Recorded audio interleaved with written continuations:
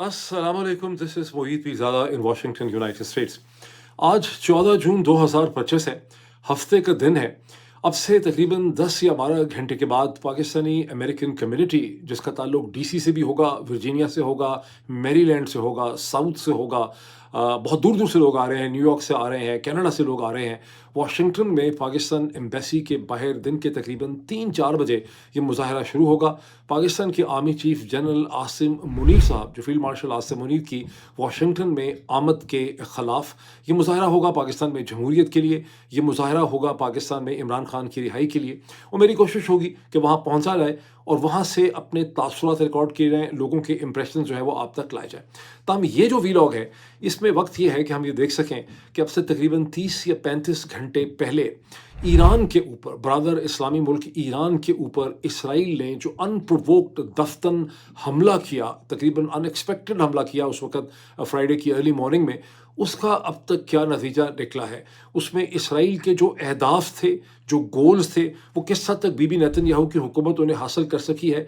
Iran ने जो जवाबी हमला किया, उससे ईरान ने क्या गेन किया, दुनिया को क्या करके दिखाया है, दुनिया ने इस हमले को कैसे देखा है, और सबसे बढ़ के कि अमेरिका की अपनी जो सियासत है वो इसे कैसे देख रही है, और यहाँ पर इसका क्या रिएक्शन है, क्या असरात जो हैं इसके मुरतब हुए हैं। डोनाल्ड ट्रंप की प्रेसिडेंसी किस तरह से इससे मुतासर हो रही है। फिर बहुत से जहनों में ये शकूक भी पाए जाते हैं कि इसराइल ने जो हमला ईरान पे किया है, कि एक एक करके तमाम मुस्लिम ममालिक की बारी आ रही है, इसकी पाकिस्तान के लिए क्या इम्प्लीकेशंस हैं, उस पर भी एक क्विक छोटा सा ब्रीफ एनालिसिस मैं आपके सामने रखने की कोशिश करूँगा। लेकिन यदि एक एक करके हम चीज़ों को चलते हैं स्टेप बाय स्टेप, सबसे पहले हम ये देख लें, क्योंकि हमारे पास अब बहुत सा चीज़ें छप चुकी हैं। अब से तकरीबन 24 घंटे पहले जब मैंने अपना पिछला वीलॉग किया, उस वक्त तक हम बहुत हद तक तारीकी में थे और स्पेकुलेट कर रहे थे, लेकिन अब हमारे सामने बहुत प्रिंटेड मैटर आ चुका है, बहुत से लोगों के कमेंट आ चुके हैं, ट्विटर पे आ चुके हैं, सोशल मीडिया पे आ चुके हैं, सेकेंडरी पब्लिकेशन से आ चुके हैं, मेन स्ट्रीम पब्लिकेशन से आ चुके हैं। तो उसकी मदद से हमें बहुत बेहतर सूरत हाल का पता है। हमें अब ये पता है कि इसराइल के जो प्राइम मिनिस्टर बीबी नेतन्याहू की जो डेफिनेटिव गोल थे, उसमें सबसे बड़ा गोल ये था कि अमेरिका और ईरान के दरमियान में जो यूएस ईरान न्यूक्लियर टॉक्स हो रही हैं, उन्हें नाकाम बना दिया जाए, और ऐसा उनको फेंटी चढ़ाई जाए, नाकाम बनाया जाए कि ये टॉक्स कभी वापस आ ना सकें। दूसरा ये था कि ईरान की जो न्यूक्लियर प्रोग्रेस है उसके मुख्तलिफ न्यूक्लियर फैसिलिटीज़ में, उसे इतना रिवर्स किया जाए कि ईरान का पूरा न्यूक्लियर प्रोग्राम कई बरस पीछे चला जाए। ईरान की साइंटिफिक इस्टेब्लिशमेंट को डीकैपिटेट कर दिया जाए, ईरान की मिलिट्री इस्टेब्लिशमेंट को डीकैपिटेट कर दिया जाए, और ईरान के लोगों को इतना डीमोरलाइज किया जाए और उनको इनकरेज किया जाए, जैसा कि आपने देखा कि बीबी नेतन्याहू ने अपने एड्रेस में ईरान के प्राइम मिनिस्टर ने इसराइल के प्राइम मिनिस्टर ने ईरान के लोगों से कहा कि आप लोग इस रजीम के जो 46 वर्षों से आपके ऊपर हुकूमत कर रहा है, आप इसके खिलाफ उठ खड़े हों। तो यहाँ पर इसराइल का एक स्ट्रेटेजिक गोल ये भी है, और शायद इसमें अमेरिका भी शामिल है, कि ईरान के अंदर, इस्लामिक रिपब्लिक ऑफ ईरान के अंदर एक रजीम चेंज किया जाए, इस तरह से, यानी हुकूमत वहाँ पे ख़त्म की जाए और इसराइल और अमेरिका की मर्ज़ी की उनकी एक फ्रेंडली गवर्नमेंट जो है वो ईरान के अंदर इस्टेब्लिश की जाए। अब इसमें बड़ी सीक्रेसी जो है वो रखी गई। सीक्रेसी, आपको पता है, आप में से बहुत से लोगों की मेरे खिलाफ तनकीद है कि मैंने कहा था कि कम से कम संडे तक ये हमला जो है वो नहीं हो सकता, लेकिन अब इस हवाले से बहुत कुछ छप चुका है। सिर्फ मैं ही नहीं था, दुनिया के बहुत बड़े हिस्से इंक्लूडिंग दी ईरानियन लीडरशिप जो है उसको ये ख्याल था कि संडे तक हमला उनके ऊपर जो है वो नहीं होगा। इसकी वजह क्या थी? इसकी वजह ये थी कि अमेरिका और इसराइल दोनों की तरफ से बाकायदा डिसइन्फॉर्मेशन भी की गई, डिसेप्शन की गेम रखी गई। अब हमें ये पता है, courtesy Israeli publications and courtesy so many other political analysts, कि मंडे को, सोमवार के दिन, जब इसराइल के प्राइम मिनिस्टर बीबी नेतन्याहू की और डोनाल्ड ट्रंप की फ़ोन के ऊपर बात हुई, उसी वक्त ये फैसला हो गया था कि जुम्मे के दिन में ईरान के ऊपर हमला किया जाएगा, और दोनों ने जो है ये फैसला किया कि इसको छुपाया जाए और मीडिया को, इसराइली मीडिया को, अमेरिकन मीडिया को, ईरान को, दुनिया को इसमें जो है उनको बेवकूफ़ बनाया जाए, ये डिसइन्फॉर्म किया जाए, उनको एक मुखालते के अंदर रखा जाए। इस हवाले से रशियन पब्लिकेशन और जो वेबसाइट है, जो पोर्टल है, मीडिया पोर्टल है स्पुतनिक, उसके ऊपर स्कॉट रिटर, जिनकी शख्सियत से आप वाकिफ़ हैं, जो किसी ज़माने में इराक़ में जो न्यूक्लियर इंस्पेक्शन टीम थी अक़वाम मुत्तहिदा की, उसका हिस्सा थे, अमेरिका की टीम का हिस्सा थे, और बहुत मशहूर जानी पहचानी शख्सियत हैं, पॉलिटिकल कमेंटेटर हैं। उन्होंने एक तफसीली इंटरव्यू दिया है स्पुतनिक को। स्पुतनिक में उसके क्लिप्स आप देख सकते हैं, मैंने अपने ट्विटर के ऊपर भी उसको शेयर किया है, जिसमें स्कॉट रिटर ये कहते हैं कि शुरू से امریکہ مکمل طور پہ اسرائیل کے ساتھ اس حملے کے لیے شامل تھا. اس میں امریکہ کی مکمل کوآرڈینیشن ہے، امریکہ کی انٹیلیجنس اس میں شامل ہے، امریکہ کے ایسٹس اس میں شامل ہیں، امریکہ کے تمام جو سینٹرز آف پاور ہیں مشرق وسطیٰ میں وہ اس کا حصہ تھے، سب کے سب آن بورڈ تھے، اور امریکہ کی فیسیلیٹیشن کے بغیر یہ چیز جو ہے یہ ممکن ہی نہیں ہے. اسکاٹ ریٹر کا یہ بھی کہنا ہے کہ یہ ایک مکمل ڈسیپشن کی کھیل تھی، جس میں یہ تاثر یہ دیا گیا کہ چونکہ ٹاکس کنٹینیو کر رہی ہیں، اگلا راؤنڈ اس کا چھٹا راؤنڈ جو ہے وہ سنڈے کو ہونا ہے، اس وقت تک کچھ نہیں ہو سکے گا. اور بہت حد تک اسکاٹ کم از کم یہ سمجھتے ہیں، اور میرا بھی یہ خیال ہے کہ ایرانین لیڈرشپ کے ذہن میں یہ بات چلی گئی کہ صرف اس اسٹیج کے اوپر ڈونلڈ ٹرمپ ان اسٹیٹمنٹس کے ذریعے اور یہ سب چیزیں کی جا رہی ہیں، اس کے ذریعے ایران کی نیگوسیشن ٹیم کو سائیکولوجیکلی انڈر پریشر لا رہے ہیں تاکہ ان سے بہتر ٹرمز حاصل کی جا سکیں. اور یہی وجہ ہے کہ ایران کی بہت سی جو ملٹری لیڈرشپ ہے یا سائنٹیفک لیڈرشپ جو ہے وہ اپنے اپنے گھروں کے اندر موجود تھی، جہاں فرائیڈے کی ارلی مارننگ میں اسپیسیفک پریسیجن اسٹرائکس کے ذریعے اسرائیل نے انہیں ڈیکیپیٹیٹ کر دیا. یہ کہنا ہے اسکاٹ ریٹر کا. وہ کہتے ہیں ادروائز اگر ان کو شک ہوتا یا ان کو یقین ہوتا کہ حملہ ہو سکتا ہے، میں ایک بہت اچھی اگزامپل اس کی ہے، جب ہندوستان کا حملہ پاکستان میں متوقع تھا تو پاکستان کی ایئر فورس جو ہے اس نے کئی دن سے پریکاشنز لی ہوئی تھیں، اور جس وقت 7 مئی کو جب حملہ کیا آدھی رات کے بعد ہندوستان کی ایئر فورس نے، تو پاکستان کی air force by and large ساری کی ساری جو ہے، آپ کو یاد ہوگا D G I S P R کی اسٹیٹمنٹ تھی کہ جب ان کے اوپر حملہ ہوا مرید کے میں بہاولپور میں، تو all the Pakistan air force P F جو ہے وہ آلریڈی ان ایئر تھی. اسی وجہ سے انہوں نے ہندوستان کے 5 طیارے جو ہیں وہ اس اسٹیج کے اوپر گرائے. لیکن ایرانیئنز جو ہیں وہ اس غلط فہمی میں تھے، وہ مطلب ان کو یہ لگ رہا تھا، کمپلیسنسی میں تھے کہ سنڈے تک ان کے اوپر جو ہے وہ کم از کم حملہ نہیں ہو سکتا. یہی چیز اسرائیل کا جو left of the centre liberal اخبار ہے ہارتس، اس کے اندر بھی یہی انالیسس ہے کہ بریفنگز کے ذریعے، ڈس انفارمیشن کے ذریعے امریکہ نے اور اسرائیل نے، دونوں حکومتوں نے میڈیا کو جو ہے اس غلط امپریشن میں رکھا اور ایرانیئنز کو بھی فول بنانے کی کوشش کی. اچھا، ڈسیپشن اس حد تک تھی کہ اعلان کر دیا گیا ویڈنسڈے اور تھرسڈے کو ایک کیبنٹ کی میٹنگ کے بعد کہ جو اسرائیل کے اسٹریٹجک افیئرز کے منسٹر ہیں رون ڈرمر، اور جو ان کے موساد کے ہیڈ ہیں ایکسٹرنل انٹیلیجنس کے ڈیوڈ برنیا، ان دونوں کو واشنگٹن بھیجا جائے گا، جہاں اسٹیو وٹکاف کو سیٹرڈے کو یا فرائیڈے کو یا سیٹرڈے کو یہ بریف کریں گے ان کی اگلی میٹنگ جو سنڈے میں ان کی ہونی تھی عمان میں، مسقط میں، ایران کے فورن منسٹر عباس اراغچی کے ساتھ. تو اس حد تک ایک ڈس انفارمیشن جو ہے وہ مچائی گئی. اچھا، اب آپ دیکھیں آگے چلے اگلے سٹیپ میں کہ جب اسرائیل کی اسٹرائکس ہو گئیں تو اس کے فوراً بعد امریکہ کے secretary of state Marco Rubio کی اسٹیٹمنٹ ہمارے سامنے ان ریٹن آئی، جس میں انہوں نے کہا کہ امریکہ اس حملے میں بالکل بھی شامل نہیں ہے، یہ اسرائیل نے اپنی اسیسمنٹ میں حملہ کیا ہے. ہم اس اسٹیج پہ یہ چاہتے ہیں کہ ہماری فورسز اور ہمارے ایسٹس جو ہیں وہ اس سے محفوظ رہیں، اور انہوں نے یہ وارن کیا اور ایران سے کہا کہ آپ ہماری کسی انسٹالیشن اور ہمارے کسی ایسٹ کے اوپر حملہ نہ کریں. اور ابھی تک ایران نے کسی امریکن ایسٹ کو نشانہ نہیں بنایا جس کا بہت زیادہ خطرہ تھا. لیکن پھر جس طرح سے ڈونلڈ ٹرمپ اب بچہ ہے، یہ بیوقوف ہیں یا ایکسائٹیبل ہیں. ڈونلڈ ٹرمپ جو ہیں شروع میں تو اپنے سیکرٹری آف اسٹیٹ سے انہوں نے یہ تاثر دیا کہ ہمارا اس سے کوئی تعلق نہیں ہے، لیکن پھر ان سے رہا نہیں گیا. ان کو غالباً ایسا لگا کہ دنیا یہ سمجھ رہی ہے کہ میں امریکہ کا اتنا طاقتور پریزیڈنٹ ہوں، یہ کیسے ہو گیا ہے کہ اسرائیل نے میری مرضی کے بغیر ایسا حملہ کر دیا ہے.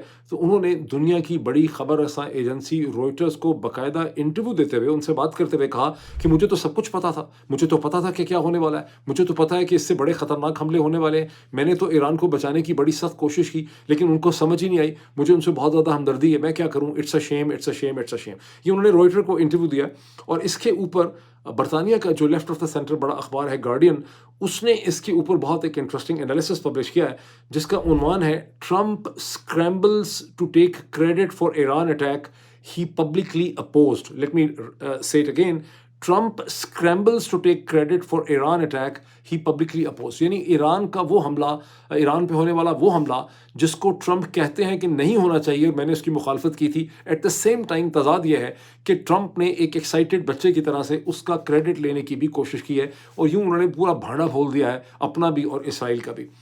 اب پاکستان کی ملٹری سے ریلیٹڈ میں نے دیکھا ہے کہ بہت ہی ایک انٹرسٹنگ، بہت ہی ایک انفارمیٹیو، بہت انٹرسٹنگ ایک ٹویٹر اکاؤنٹ ہے. نام ان سب نے پاکستانی فوج کے جو افسر ہیں انہوں نے اپنے نام سارے امریکن اور انگریزوں کے رکھے ہوئے ہیں، لیکن آپ وہ بیسکلی ڈسیپشن ہے. ڈسیپشن بھی کیا ہے، کھلم کھلا پتہ چلتا ہے کہ پاکستانی اکاؤنٹ ہے. اس اکاؤنٹ کا نام ہے تھامس کیتھ، اور یہ بہت انفارمیٹیو اکاؤنٹ ہے. اس میں ایک لفظ .com ابھی نان سینسیکل نہیں ہوتا. اس میں جو بھی بات ہوتی ہے وہ اسٹریٹجک ہوتی ہے، پاکستان انڈیا کے حوالے سے بھی، لیکن میں نے اس کو بھی نوٹ کیا ہے ایران کے حوالے سے. اور اس میں بہت زبردست انالیسس جو ہے ہر چند چند گھنٹے کے بعد ایران اور اسرائیل کے درمیان جو پاور ڈائنامکس ہیں، جو وار ڈائنامکس ہیں، جو اسٹریٹجک مووز ہو رہی ہیں، اس کو میں آپ کو اسکرین کے اوپر یہ دکھاتا ہوں اور آپ اس تھامس کیتھ کے اکاؤنٹ کو دیکھیں and you will really like that. اچھا، اس میں انہوں نے ایکسپلین یہ کیا ہے. I don't know who Thomas Keith is, but he's definitely a very educated and a very intelligent person. اس میں انہوں نے ایکسپلین یہ کیا ہے، اسرائیل کی جو اسٹرائک تھی فرائیڈے کی مارننگ کی، یہ ایک پریسیژن اسٹرائک تھی جس میں ایران کی ملٹری اور سائنٹیفک لیڈرشپ کو ڈیکیپیٹیٹ کرنے کی پوری کوشش کی گئی. 200 ایئر کرافٹ اس میں state of the art advance F-15 F-16 وغیرہ جو ہے وہ استعمال کیے گئے. 330 اسپیسیفک پریسائز میونیشنز اس کے اندر استعمال کیے گئے. اس میں اسٹیلتھ ٹیکنالوجی استعمال کی گئی اور اس میں سرپرائز کا ایلیمنٹ تھا. جیسا کہ میں نے آپ کو اوپر ایکسپلین کیا کہ اس میں ڈسپشن تھی، اس میں سرپرائز تھا، ایران ایکسپیکٹ نہیں کرتا تھا. اس میں سرپرائز کا ایلیمنٹ یوز کیا گیا.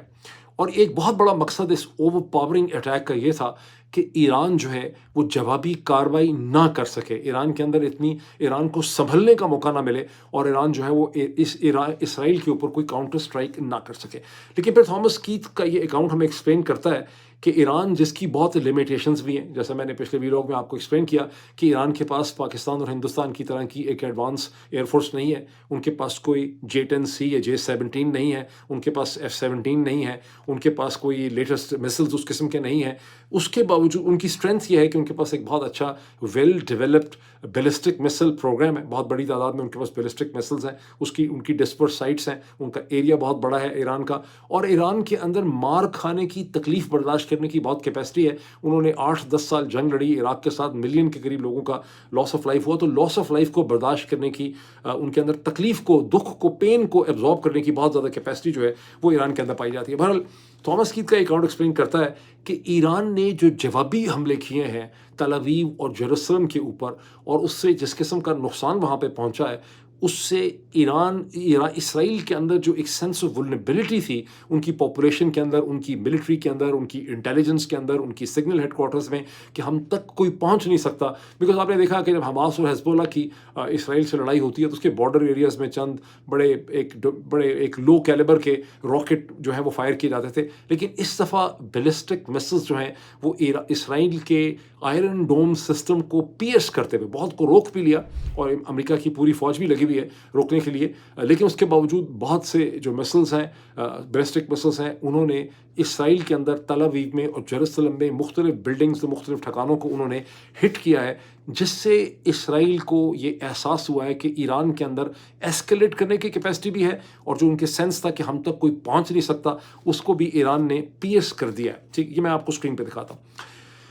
اب اس میں یہ دیکھیے کہ جو فوٹیج آئی ہے اس کے اوپر اسرائیل کی طرف سے بہت زیادہ یہ تبصرہ کیا جا رہا ہے. آپ بلڈنگز دیکھ سکتے ہیں، میں نے بعض ایسے کامنٹس بھی ہیں اسکرین پہ، میں کوشش کرتا ہوں آپ کو دکھاؤں، جس میں لوگوں نے لکھا ہوا ہے کہ یہ غازہ نہیں ہے، یہ پہلی دفعہ اسرائیل کے اندر اس قسم کی بلڈنگز جو ہیں وہ نیچے گری ہوئی ہیں، گاڑیاں ٹوٹی ہوئی ہیں، مینگلڈ میٹل اسٹریچرز ہیں، گاڑیاں اٹھا رہی ہیں، ایمبولینسز دوڑ رہی ہیں. تو یہ سین غازہ کا نہیں ہے، یہ اسرائیل کا سین ہے. اچھا، اب اس میں اسرائیل کی طرف سے الزام لگایا گیا ہے کہ دیکھیے ایران جو ہے وہ سویلین ایریاز کے اوپر جو ہے حملے کر رہا ہے. یہ معاملہ کیا ہے؟ ایران ایکچولی سویلین ایریاز کے اوپر حملے نہیں کر رہا، بلکہ وہ اسرائیل جو ہمیشہ حماس کو یہ کہتا رہا کہ یہ ایک ہیومن شیلڈ استعمال کرتے ہیں، سویلینز کو شیلڈ کے طور پر استعمال کرتے ہیں. اب یہ پتہ چلا کہ انہوں نے اپنی ملٹری کا ہیڈ کوارٹر، جس کو حقیریہ کہا جاتا ہے، جو ایک طرح کا ان کا پینٹاگون ہے یا ان کا جس طرح سے ہمارا GHQ ہے، اس ہیڈ کوارٹر کو تل ابیب کے انتہائی ڈینس سویلین ایریا کے اندر وہاں بنایا ہوا ہے، اور ایک طرح کی سویلین اور ہیومن شیلڈ کے اندر انہوں نے اس کو رکھا ہوا ہے. اور ایران کے بیلسٹک مسلز نے حقیریہ کو ٹارگٹ کیا ہے اور اس کی بلڈنگ کو بہت زیادہ انہوں نے نقصان پہنچایا ہے. بہت سے ویسٹرن اینالسٹ نے یہ ایک لٹمس ٹیسٹ رکھا تھا کہ اگر ایران سیریس ہے تو حقیریہ کو ضرور ٹارگٹ کرے گا، اور حقیریہ کو ایران نے ٹارگٹ کیا. اسی طرح موساد کا ہیڈ کوارٹر جو ہے وہ بھی ڈینسلی سویلین ایریا میں تھا، اس کو بھی جو ہے ایران نے ٹارگٹ کیا یا ٹارگٹ کرنے کی کوشش کی ہے. اور اسی طرح سے یونٹ 8200 جو 8200 یونٹ جو ہے ان کا سگنل انٹیلیجنس کا یونٹ ہے، جس کے ذریعے پوری ڈس انفارمیشن کرتے ہیں، پوری دنیا میں ویب سائٹس کو چلا رہے ہوتے ہیں، اس کو بھی جو ہے ایران کے بیلسٹک مسلز نے ہٹ کیا. اس کی خاصی فوٹیج اویلیبل ہے، کچھ میں دکھا سکتا ہوں، کچھ میں آپ کو نہیں دکھا سکتا بیکاز وہ خاصی خوفناک قسم کی ہے. اب اس پہ دیکھیے کہ اب تک ہوا کیا ہے ایران کے اندر. इंटरनेशनल एटॉमिक एनर्जी एजेंसी जो है IAEA जो है इंटरनेशनल एटॉमिक एनर्जी एजेंसी ने ये बताया है कि इजरायली हमलों के नतीजे में नतान्स की जो फैसिलिटीज़ है न्यूक्लियर, उसका जो सरफेस और ग्राउंड के ऊपर उसका जो एनरिचमेंट प्लांट या उसका एक फाउंडेशन ऑफिस था वो डिस्ट्रॉय हो गया। वहाँ कुछ लो कैलिबर की, लो ग्रेडियंट की वहाँ पर जो है रेडिएशन जो है वो पाई गई है, लेकिन वो बहुत ज़्यादा ख़तरनाक नहीं है। उन्होंने कहा है कि उसका जो अंडरग्राउंड इंस्टॉलेशंस हैं वो सेफ़ हैं। ईरान की जो और फैसिलिटीज़ हैं उस पर भी हमले तो किए हैं इसराइल ने, लेकिन अकॉर्डिंग टू न्यूयॉर्क टाइम्स वो कोई बहुत ज़्यादा इफेक्टिव हमले नहीं हैं। और न्यूयॉर्क टाइम्स को ये शक है कि शायद बाज़ जगहों पे इसराइल इफेक्टिव हमले कर सकता था फर्दो वगैरह पे, लेकिन वो नहीं किए बिकॉज उनको लगता है कि वहाँ बहुत बड़ी तादाद में एनरिच्ड यूरेनियम मौजूद है और अगर उसको हमला करेंगे तो उसके नतीजे में वहाँ पर एक रेडिएशन जो है फैल सकती है। इसराइल का इतना हमदर्द है रेडिएशन के हवाले से, मुझे नहीं पता ये हमदर्दी न्यूयॉर्क टाइम्स उनको दिखा रहा है एक बहुत ह्यूमन शक्ल में। ताहम ये इम्पोर्टेंट है बताना आपको कि ऑलरेडी दुनिया में ये डिस्कस हो रहा है कि न्यूक्लियर साइट्स के ऊपर डायरेक्टली हमला करना अक़वाम मुत्तहिदा के और इंटरनेशनल कवानीन की खिलाफवर्जी है। मोहम्मद अल बारादई जो इससे पहले एटॉमिक एनर्जी को कमीशन को हेड कर चुके हैं, उन्होंने जर्मन फॉरेन मिनिस्ट्री को बताया कि भाई आप ये किस तरह से इसराइल के बिहाफ पे स्टेटमेंट्स दे रहे हैं कि आपको नहीं पता कि जर्मन लॉ, इंटरनेशनल लॉ जिसके आप सिग्नेटरी हैं, वो इसकी इजाज़त जो है वो नहीं देता। चीन के जो एम्बेसडर हैं अक़वाम मुत्तहिदा में, उन्होंने इस हवाले से स्टेटमेंट दी है। मैं कोशिश करूँगा क्लिप की फुटेज आपको दिखाऊँ जिसमें उन्होंने कहा है कि जो इसराइल ने हमला किया ये उन्होंने इंटरनेशनल लॉ की खिलाफवर्जी की है, ये ओपन नेकेड एग्रेशन की है और इसराइल ने इम्पोर्टेंट रेड लाइंस को क्रॉस किया। We strongly condemn Israel's attack on Iran. This is a violation of the Iran's sovereignty and territorial integrity, and we are particularly concerned that they are attacking nuclear facilities, which is another red line that Israel has crossed. सवाल ये पैदा होता है कि America के अंदर इस हवाले से किस किस्म का रिएक्शन है। अमेरिका में बाय एंड लार्ज कांग्रेस जो है वो मुख्तलिफ अल्फाजों से, जुमलों से इसराइल को और सपोर्ट करने की कोशिश कर रही है। रिपब्लिकन तो बाय एंड लार्ज आप कह सकते हैं कि 99% जो हैं वो डोनाल्ड ट्रंप के साथ खड़े हैं, इसराइल के साथ खड़े हैं। ताहम डेमोक्रेटिक पार्टी में से आपको क्रिटिकल आवाज़ें भी मिल रही हैं कि जो कुछ हुआ ये ठीक नहीं हुआ। लेकिन इस सर्कल से, इस हुकूमत के सर्कल से अगर आप बाहर निकल आएँ तो मीडिया के अंदर, सिविल सोसाइटी के अंदर, एकेडेमिया के अंदर बहुत स्ट्रॉन्ग वॉइसेस हैं जो ये शोर मचा रही हैं कि अमेरिका को इस फजूल जंग से बिल्कुल अलग थलग रहना चाहिए। ये इसराइल ने बहुत बड़ी बदमाशी की है, ये अनप्रोवोक्ड हमला किया है, ये किसी तरह से भी एक जो है प्रीएम्प्टिव स्ट्राइक की डेफिनेशन में नहीं उतरता। ईरान से इसराइल को किसी किस्म का ख़तरा नहीं था और इसराइल ने एक मुसीबत बनाई हुई है और इसराइल ने एक मजाक बनाया हुआ है और ये मुल्क हमारे लिए एक लाइबिलिटी है। इस किस्म के सैकड़ों कमेंट जो हैं आपको इम्पोर्टेंट ओपिनियन मेकर्स, जो कमेंटेटर हैं, जो एनालिस्ट हैं, जो वीलॉगर्स हैं, जो पॉडकास्टर्स हैं, जो रेडियो होस्ट्स हैं, वो उनको ट्विटर के ऊपर जो है वो देख सकते हैं। उसमें दो आवाज़ें मैं समझता हूँ बहुत इंपॉर्टेंट है। एक आवाज़ें तो बहुत सी इंपॉर्टेंट है लेकिन दो जिनसे आप वाकिफ़ भी हैं। एक टकर कार्लसन जो पहले फॉक्स के बहुत इंपॉर्टेंट एंकर पर्सन होस्ट रहे हैं और दूसरे स्टीव बैनन जो बहुत इंपॉर्टेंट इडियोलॉग हैं, influential make America great mega campaign के रेडियो होस्ट भी हैं। डोनाल्ड ट्रंप की पहली प्रेसिडेंसी में उनके कैबिनेट मेंबर या एडवाइज़र रहे हैं। अभी भी उनको बहुत एक्सेस है डोनाल्ड ट्रंप तक। ये वो आवाज़ें हैं जो डोनाल्ड ट्रंप के माइंड को भी इन्फ्लुएंस करती हैं। टकर का क्या कहना है? टकर कार्लसन का कहना है ड्रॉप इसराइल। मैं स्टेटमेंट आपको स्क्रीन पे दिखाने की कोशिश करता हूँ। उन्होंने प्रेसिडेंट ट्रंप को कहा है drop Israel, let them fight on, this is their own battle, इसका हमारे से कोई ताल्लुक नहीं है, हमें इससे अलग रहना चाहिए। टकर कार्लसन वो शख्स है जिसको हर दिन मिलियंस ऑफ लोग सुनते हैं अमेरिका में, right of the centre. Tucker Carlson का कहना जो है बहुत इंपॉर्टेंट है। स्टीव बैनन, जैसे कि मैंने आपको कहा make America great again, everyone is familiar with him, he's a very important voice in the American political landscape। उनका एक वीडियो कमेंट है जिसमें वो कह रहे हैं कि ठीक है आपने जाके 15 न्यूक्लियर बॉम्ब्स को डिस्ट्रॉय करना है, आप में अगर जिगर है, दिल गुर्दा है, ताकत है, ज़रूर करें, लेकिन फिर हमें क्यों बुलाते हैं अपनी एयर डिफेंस, अपनी एयर स्पेस को डिफेंड करने के लिए? हमारा क्या काम आपकी एयर स्पेस को डिफेंड करने? You're gonna do it, do it. Go for it. You make your own decision. You decided we got to do it. We got to do it now.